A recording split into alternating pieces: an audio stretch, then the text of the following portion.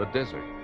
It covers countless thousands of square miles of the Earth's surface and drowns a man's tracks as surely as if it were the raging sea.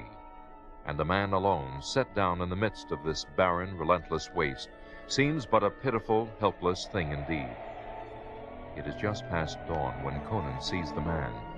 Already the blood-red sun beats down like some great beaming hammer upon the Cimmerian's brow as his Zambulan stallion gallops across the ever-shifting sands. For a moment, a thought crosses his mind. Mirage. But then...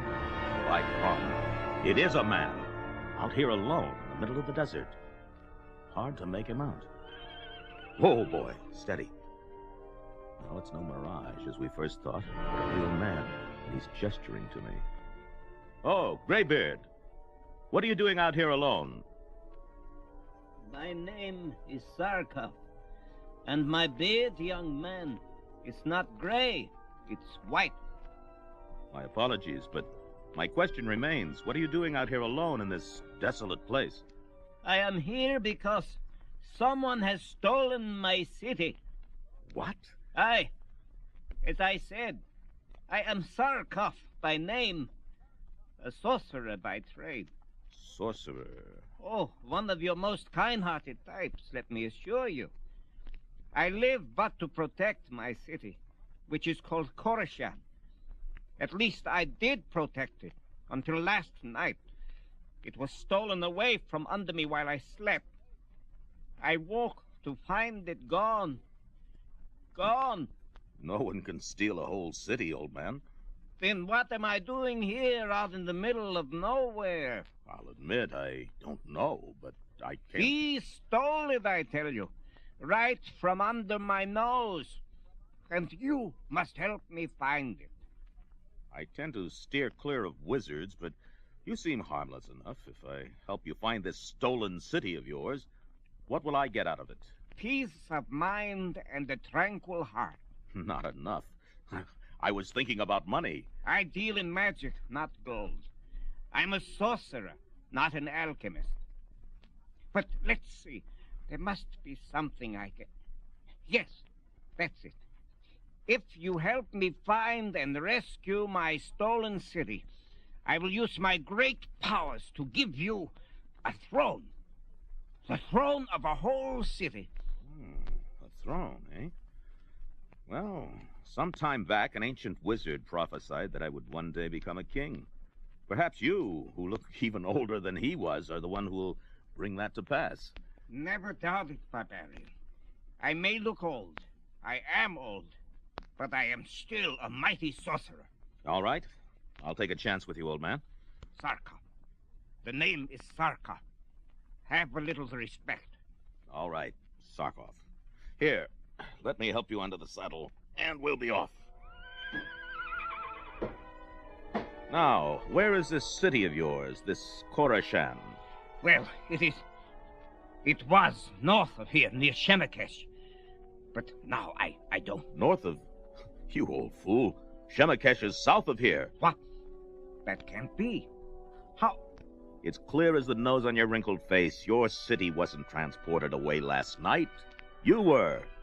But that's impossible. Such things just aren't done. Not to sorcerers. Even he couldn't do such a thing. At least I don't think he could.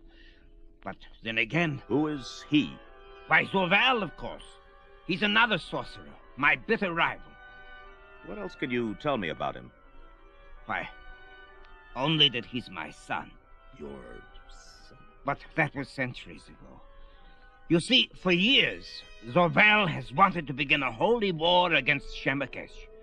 But the Queen of Coruscant took my advice and wouldn't let him lead her city into a war.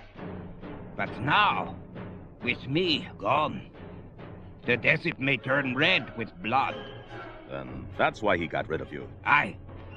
And now our queen, Mayhed is her name, doubtless believes I'm dead. So she'll probably fall under his sway. Right this moment, he's probably drafting all able-bodied young men to fight his holy war for him. Do you think he knows I found you and plan to help you? Oh, I'm quite sure he does. Why? Well, Just look up at the sky.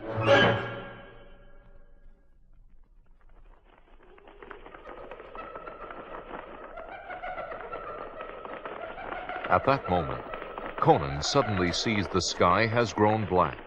Yet it is not filled with clouds, but with great, giant bats, their inhuman cries turning his blood to ice. Onward and downward they come, like some great dark blanket of fangs and claws. Conan feels the hairs rise on the nape of his neck, and as he draws his sword... Ishtar and Mitra. They are the shadow bats.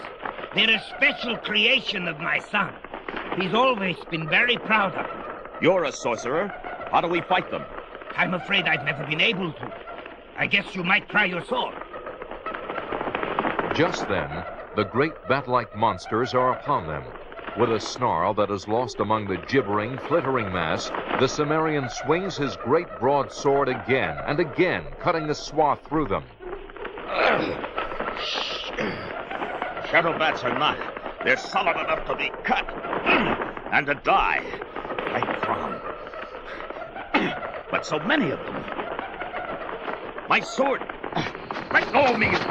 It's no use, barbarian. Now it's got us both. All we can do is relax and hope it takes us to Zorval.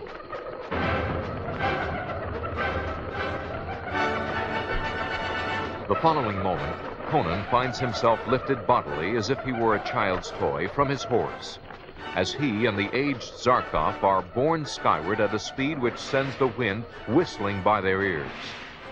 He's veering off from the rest. Then he must be taking us to Khorassan.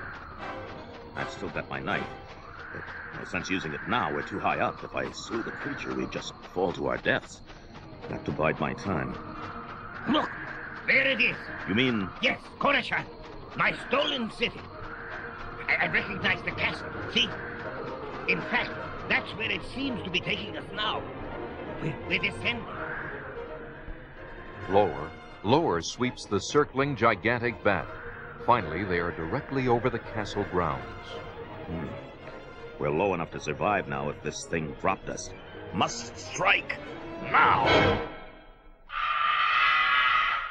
Stung by the barbarian's hard-thrust weapon, the startled monster drops both Conan and the wizard. Are you all right, Zarkov? Yes, but where are... We fell through a skylight, but I guess your magic made us land unhurt. We're in some vast chamber. Ah, then we are bruised, but unbowed. But that is only a matter of time, Zarkov, for both of you. Who the devil? Zorval! Now I see him. There in the shadows. Son or not, Zarkov, he's an evil-looking specimen. But now I see a throne beside him, and the woman sitting in it. I am Mayhet, Queen of Khorassan. It is good to see you again, Zarkov. Your dear son told me you were dead. Not quite accurate, my queen. My queen now, dear father. You should have been content to die where I left you, instead of returning here. Your end will but be that much more terrible. No one has driven me out of Khorassan in 300 years, and no one is going to stop now. So be it.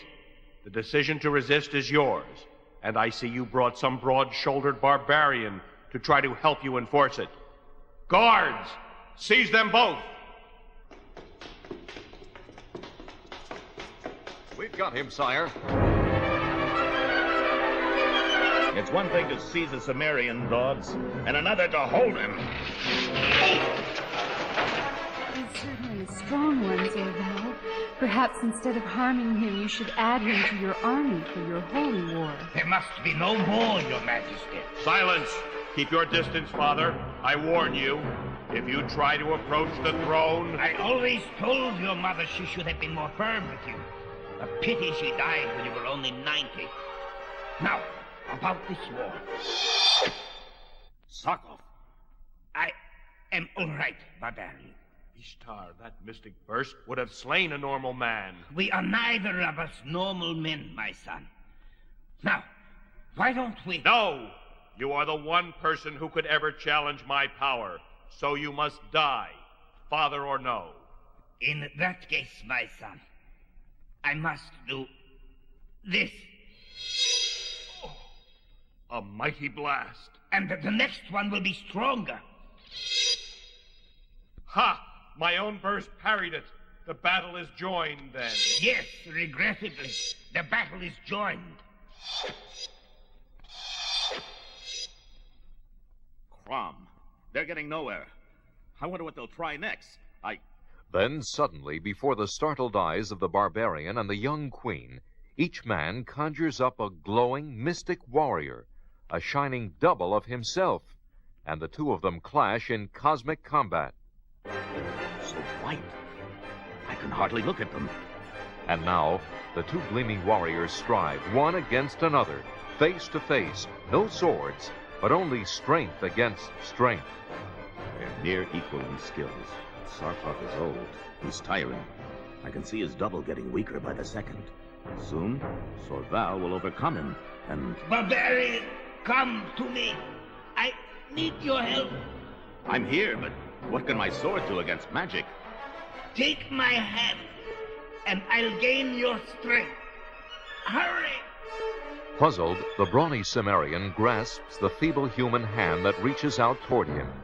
In that selfsame instant, he suddenly feels as if he is drawn out of his own body, pulled mystically, powerfully, through that of the ancient wizard Sarkov, so that the next moment, the mystic warrior of Zorval is grappling with a figure like that of Conan the barbarian, added to the mystic might of the wily Sarkov.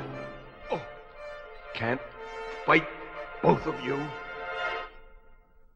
And the next moment, the glowing Conan warrior forces the other to its knees with its sheer savagery. Then, with mighty arms, it crushes its foe into a pulsating mass and hurls it in a living ball of fiery energy toward the screaming Zorval.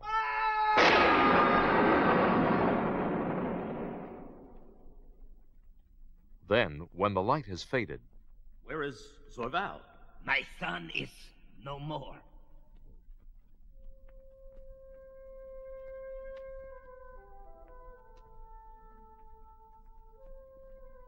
Old man, I'm sorry. No need to be. He had a long life, if not necessarily a good one. Well then, not to rush things unduly, but what about my reward? Oh, yes.